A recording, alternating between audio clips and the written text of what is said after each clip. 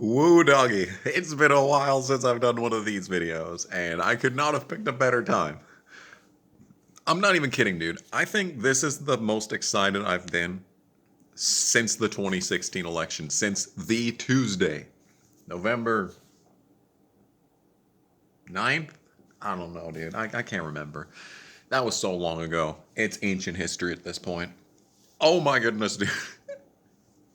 These fucking heroes in the house. These heroes, these legends. Oh my god, 1923, 2023. Oh dude. Every 100 years there is a great conflict.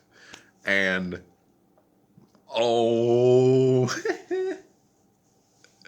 oh, this is all right, dude. This is the most fun that I've had easily since the 2016 election, and it feels great. And this is not just an amazing moment, you know, for um, you know, the Trump movement in the world. This is actually a really good thing for the left too. This is like the parallels to 2016 are insane. The parallels to 2016 are absolutely insane with this because you've got one of the worst and most useless members of the Republican Party who sucks and is useless and deserves absolutely nothing but contempt, getting absolutely shit on meteorically from space by God himself right now. It is beautiful. It is beautiful what's happening. Because, you see, we just sat through a midterms which was disappointing, to say the least. The Republicans did take the House, but at what cost? At what cost? They got it by like 2 seats. And you sit back and it's like, wow, the country is in absolute disarray. Everything sucks. Everything's way more expensive than it should be. Inflation is a fucking joke. We are in an ongoing conflict, an undeclared war in the fucking eastern half of Europe.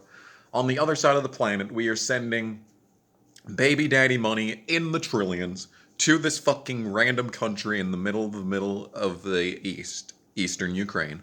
Eastern fucking Europe. You know what I'm trying to say. For absolutely no fucking reason is what I'm trying to say. That's our tax dollars. And in the midst of it, the people responsible for the failure in the Senate, the absolute failure to take over the Senate, and sending $8 million or so to an Alaska race for the House, which was already won by the Republicans. The Republicans spent $8 million to try and block a populist candidate. In a race they had won, they spent $8 million. And this is the same leadership that is getting absolutely shit on by heroes. Fucking heroes. I remember watching back in 2020, Jimmy Dore, the legend. He fucking said, okay, we're the ones with the power. We, the populist left, are the ones with the power. So we need to withhold our votes for Nancy Pelosi for speaker until we get what we want. And then absolutely no one in the populist left did that. They sold out. They fucking sold out. They got their They got their desserts. They got their seat at the table. They sold out. They absolutely fucking sold out. And it's beautiful to see. It's just beautiful to see. With all the fucking shit talking and all the fucking communists on the Bernie Sanders subreddit that are like, oh, why don't we do all these things? Why? Why do we allow the big businesses to do this to the fucking workers? We need to stand together. And then the same fucking people they screenshot tweets of will just stand in lockstep with the machine and vote for Pelosi. But all the people that everyone hates, Not Marjorie Taylor Greene, surprisingly. But everyone that is despised. Lauren Boebert, legend. Her winning Colorado was important. Matt Gaetz, legend. I don't know what election he's in, but legend. All these motherfuckers, and it's Byron Donalds. They just can't get the name Donald out of their mouth. If you have Donald in your name somewhere, be it first or last name, fucking run for office. Okay. Do it. Do it, you will win. Oh, you will get support. Believe me. Yeah. But he's still a legend, dude. I fucking looked at his fucking Twitter feed before I made this video. I'm like, yo, this guy's actually a legend too. He's a good pick. Oh my god, dude. And it's just amazing. And what I appreciate the most is that I didn't realize that the new members weren't sworn in yet. But there was a fucking bill that passed a couple of weeks ago. It passed through the Senate, and it passed the House, despite the Republican majority that we fought so hard for during the election in November, from starting fucking back in 2021. All that work that we put in, all the work that I put on this fucking channel to be like, yo, vote the fucking Republicans this time, guys. Please, for the love of God, we just need to make it stop. We just need to make the pain stop. It just has to end at some point. And then no one did. Barely. Barely enough people did. And it didn't matter in the end, because we sent another fucking $1.5 billion to Ukraine the last week. Yeah! More! But these fuckers, these motherfucking legends in the House are putting their fucking assorted genitalia directly in the mouth of Kevin McCarthy, and it is beautiful. It is beautiful. Please, please keep it in. Thrust a little bit more. Thrust a little bit more into that mouth, ladies and gentlemen. That is what you need to be doing right now. You are the unsung fucking heroes of a generation.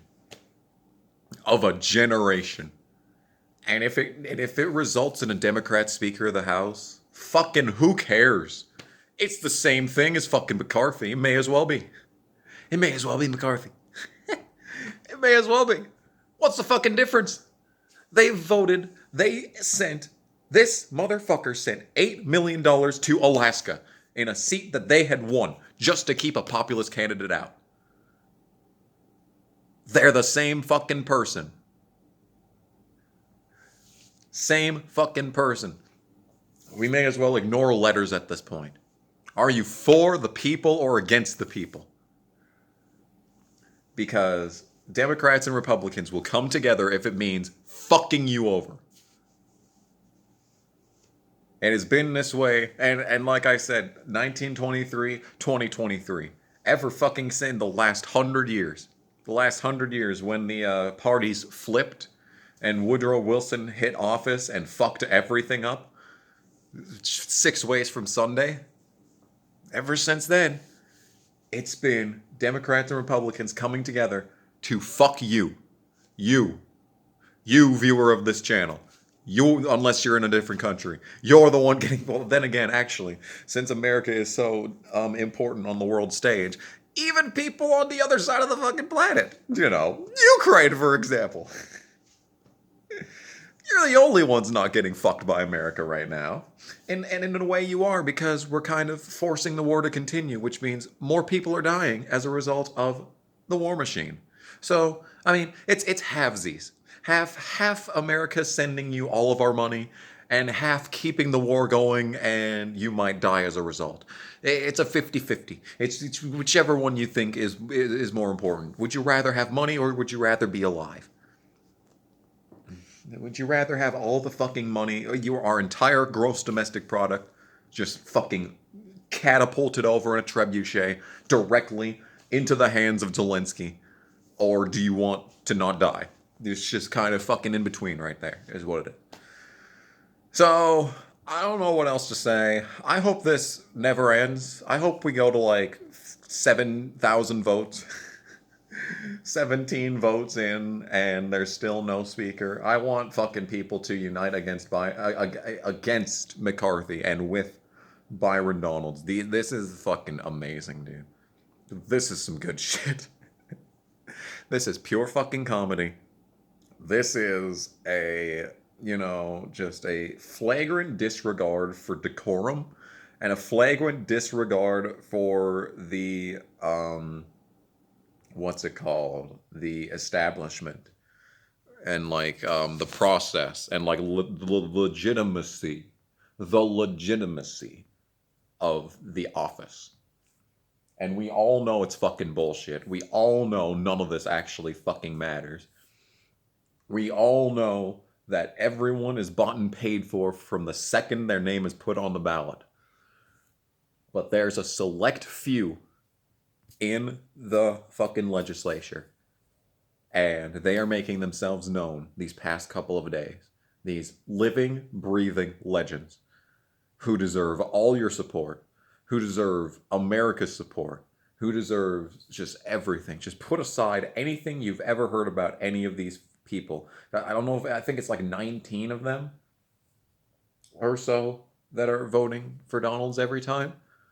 Put aside everything that Twitter, that Reddit has ever told you about them.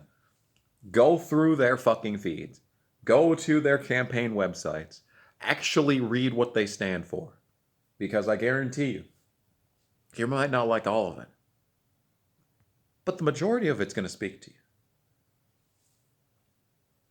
Everyone knows the fucking bullshit surrounding Lauren Boebert, the fucking bullshit surrounding Matt Gaetz. They have absolutely nothing on Matt Gaetz, so they just call him a pedo. Now, where have we seen that before? Lauren Boebert, she has the temperament of like a fucking choo-choo train, but and the tact of a fucking steam engine. The tact of a choo-choo train. I don't fucking know at this point. But she's great. She's great. I really like Lauren. I really like Boebert. I'm glad that she won re-election in the end. Yeah. So, I haven't done one of these videos in a while, so I guess I'll continue. What I've wanted to talk about for a while is how terrified I am of going into dementia. Because you've seen over the course of this video, I got stuck trying to think of a word to describe the legitimacy of Congress and the legitimacy of the, how things go, the process, the, whatever you want to call it. And the problem is that I get stuck in these videos especially. I don't know if it's because I make it right when I wake up or right when I'm about to go to bed, so I'm the tiredest that I'm going to be all day. But I get stuck trying to think of an obvious word. And then whenever I watch back these videos or when they're uploaded and I'm kind of following along trying to find out exactly which moment got me demonetized first, I always sit there and I get stuck on a word and it comes to my mind the instantaneous second that I start the phrase, and then I just get caught trying to think of the word, and I'm instantaneously duh, it's that. It's that, you fucking moron. But I couldn't think of it in the moment. I'm just sitting there I forgot how the English language works. Ah! I think that's a sign, an early sign of dementia. I'm showing the signs at age 25 that my brain's probably not going to function properly in 50 years from now. And that's kind of terrifying, just to be able to sit back and realize, wow, there's absolutely nothing I can do about this. This is just a one-way street that just, it doesn't depend. It's not a matter of if, it's a matter of when. Just to sit back and realize, fuck, my brain is going to be pudding by the time I'm retired. Probably fucking before then. I see the same shit with my mom, dude. My mom does the same shit. She wasn't doing it when she was 25, I don't think. But now my mom's incapable of thinking of obvious words. Like whenever I get stuck trying to think of something, it's like the all-encompassing word, like the word that you learn in senior English and you're expected to carry out. Well, I mean, like not maybe past senior English, but you're required to remember it for the vocab test. It's the very specific word. Very specific word. It's not like, a generalized term like awesome. It's not like awesome. It's a term like ludicrous or something else like ludicrous or flabbergasted. I never heard anyone use that in a sentence until like fucking college. The first time I ever heard it was in this PBS Kids show called Word Girl. I remember I watched PBS Kids all the time when I was like 12. Because it was like 11 or 12. One of those years we had a shit ton of snow days. Remember those? Kids don't get those these days. It's really fucked up. We had a bunch of snow days. So whenever it was a snow day when I was really little, I was always like, okay, yes, this is it. I'm going to watch fucking Nick all day. Nick Jr. time. It's time to watch fucking Oswald Marathon. 3 hours of Oswald. Roll right into Max and Ruby and we'll be fucking all right. But like, we didn't get a lot of snow days for a long time, so I'm getting fucking old at this point. I'm basically geriatric, fucking 11 years old over here, and I'm like, okay, this time I'm watching PBS Kids, let's do it. And there was actually a couple of good shows. There was this fucking, I've never been able to find this show. There was this fucking show that takes place at like a theme park, and like the main dude is like, he looks like Joe from Blue's Clues, but like skinny. And he had like a CGI dog robot like Goddard from Jimmy Neutron, but like not like that. It was just like a robot, not like stylized. It was just a very fucking generic because it's PBS CGI, right? And like they're at a fucking theme park and they have to like find a bunch of keys. It was like the best show that I watched that entire time. Like apart from that, it was just really just all sorts of brain rotty stuff. I remember that. I remember that day. I was like, I was like, it was like fucking 11 o'clock, and I was like, am I really doing this? Am I really fucking doing this? The best part is like, I was fucking like, when you want to know what's crazy is that, I first played GTA when I was like 4, and then I played it again when I was like 7 at this one lady's house. I got to play it for like an hour. It was Vice City, and that was awesome. And then I got Liberty City Stories on PS2 when I was like 8, and like that was fucking amazing. That was a good time. I could never get past the Texas Chainsaw Massacre mission. I was stuck on that for like several months. But like after that, like I got Red Dead Redemption in 2011. I got GTA 4 that same time period. But like I stopped really caring about those games in 2011 once I was getting them more frequently. By the time 2011 was over, my favorite game was Sonic Generations. I platinum trophied that bitch. And I went through like all those Sonic games you could get on PS3. And like I was so fucking hyped for the Sonic 4 Episode 2 game, and I really enjoyed it. I guess people didn't enjoy that game, but I really enjoyed it. And I'm just realizing that this video is going to be titled like "The House is Rockin', Don't Bother Knockin'," and I'm talking about this shit for the second half of the video. But like what I realized is that I didn't really care for M-rated games unless like they were new and like I played through it and I was like, okay, well I'm going back to Sonic games now. Like I played more Sonic games after buying Red Dead Redemption than like I played GTA before. It's hard to explain, but like as I got older, I actually started enjoying contemporary games a lot more. I fucking played through Kingdom Hearts. That took 30 hours. That was after getting GTA. It's like, dude, it's like I don't know what it is, but like I just lost fucking interest in GTA as I got, and I still played it. I mean, I still played GTA every once in a while, but it wasn't like my primary go-to shit. Maybe it's just because there were so many more Sonic games I haven't played yet. Because like I only ever played two adventure, and that's it. And then it took a long time for Generations to come out, and then I played that shit for a long time. But you know what I'm trying to say, right? It's the same thing with these with TV shows. I first watched South Park. The first ever episode of South Park I watched was Cat Orgy. I remember this. I was like 9. I don't know how I saw it, but like it was probably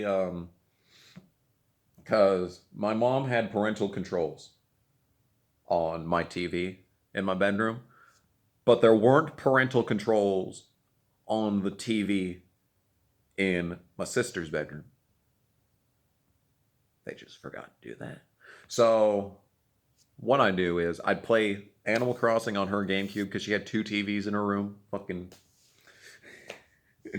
two TVs in this woman's room. And this is my half sister, so we shared custody, so I only saw her every other weekend. So basically, whenever she wasn't there, I'd basically be playing her GameCube.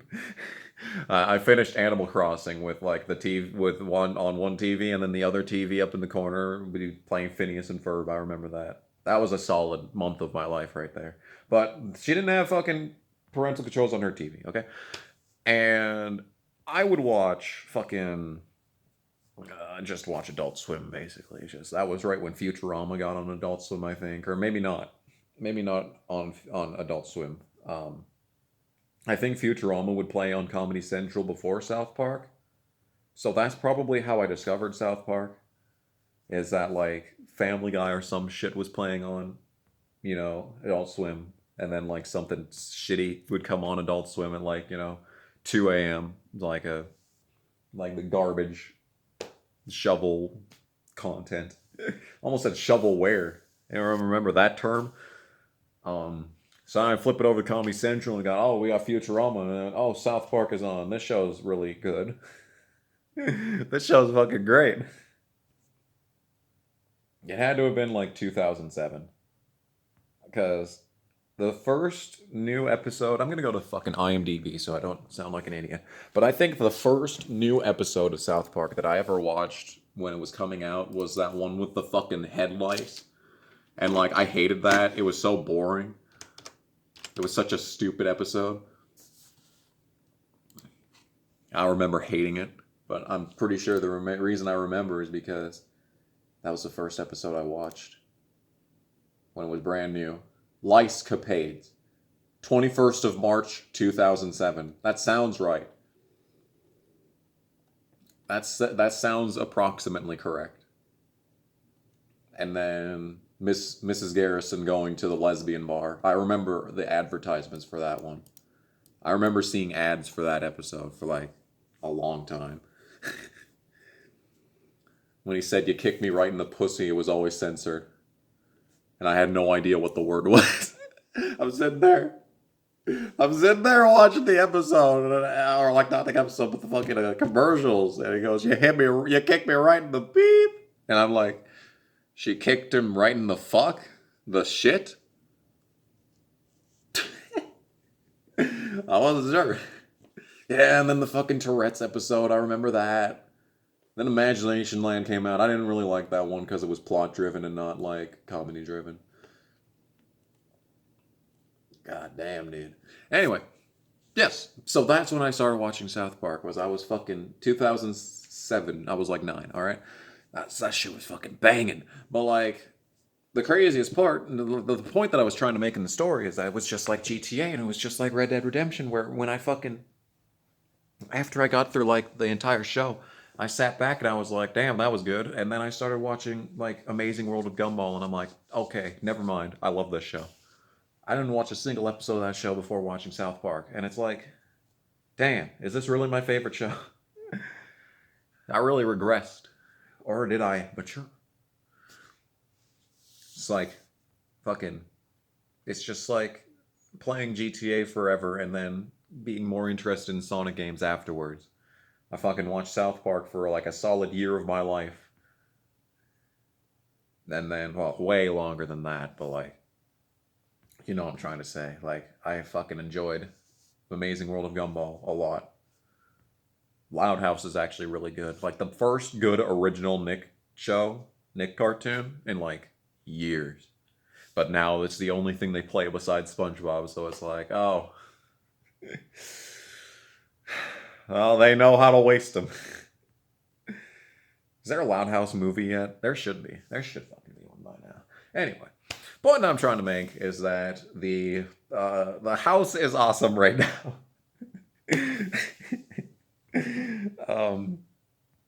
I'm very happy.